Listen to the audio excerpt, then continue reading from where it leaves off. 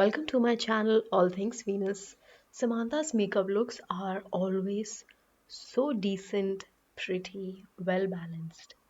Today I am demonstrating all the techniques to get this even well blended glowy skin makeup as the main focus. So there are a lot of tips I'll be leaving on the screen as we go along.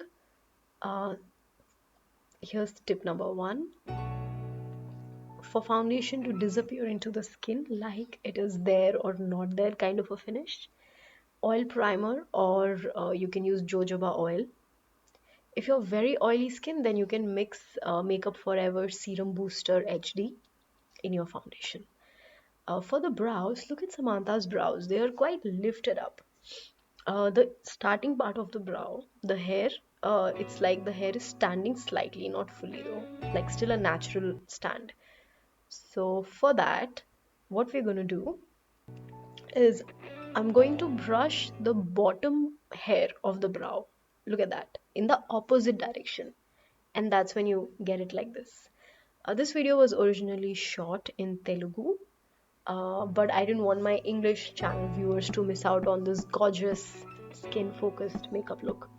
So I'm mixing a corrector here, orange and yellow corrector. So when you mix them, you make a shade like this, which is it's essentially color correction. I've made some bomb videos on color correction. uh, you can go watch them in detail if you want to know more.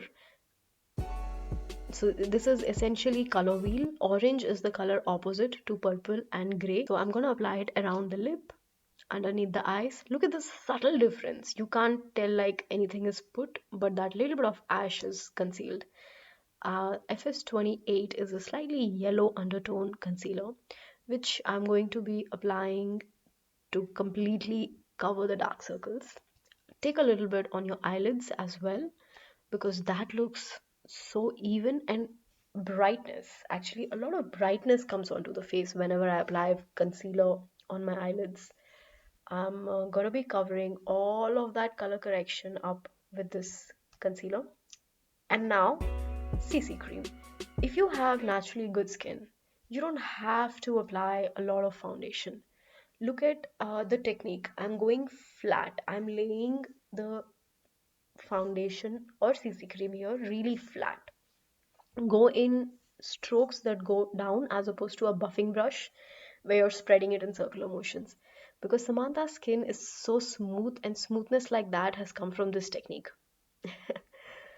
So just go in this direction. I'm gonna be covering or rather joining the CC cream layer on the cheek with the concealer layer under the eyes by applying a little bit of CC cream in the around the eye area like so. And of course we can't forget the neck, even out the neck, just patting with my finger, blending all the three layers together because the heat of your fingers will help melt. I do this for my clients, I do this for myself.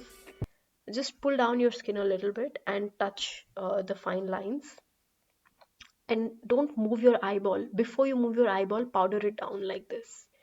I'm using a small round crease brush, a buffing brush. The first layer is a very light one. The second layer of powder I went in, I'm using a little bit of pressure. Over here, I've color corrected, so I'm applying a little bit more. And over here, I am just dusting the powder, a fine layer of powder, because Samantha's forehead is quite shiny, and that's what I also want.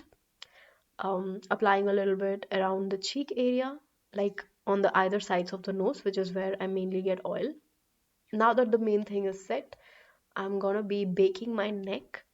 You know how people bake the under eyes? I bake the neck because the skin on the neck is quite thin and it has fine lines. So once you bake it, it looks really gorgeous. This is a cream blush I'm using. It's not available anymore. It's soft pink blush by Max Factor. You can use the shade Guava by I'll leave the name in the description. So the technique here is if you've already applied powder, pat pat pat like so, and then touch, just touch with your fingers. That's how you blend cream on top of powder. And the advantage of this is it is so long lasting when you apply cream on top of powder, but there's a trick to doing it. You gotta do it right, like how I just showed. For a very natural yet glam eye, we're going to use a very light gold shade like so, and give like apply it in a wash of eyeshadow all over the eyelid kind of a style, like what Samantha's put, and just in the almost between the eyelashes we want to apply the kohl liner, and just on the edges. I've used a kohl gel liner here, a matte brown eyeshadow, and we're gonna smudge that black. Notice how I am not applying brown very lower on my eyelid. I'm applying it in the crease, in the very visible part of my crease.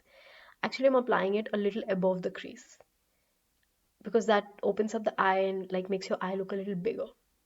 So I'm just gonna buff and blend like this. Whatever eyeshadow that has fallen, I'm gonna use that Real Technique setting brush, dust it all off. That's a really good brush for dusting off product. I love it on clients. Um, this is a Max Factor mascara. It's waterproof mascara. It's really amazing formulation. I think I'm on my third tube. I use it on myself. I keep one tube for myself, one tube for my clients.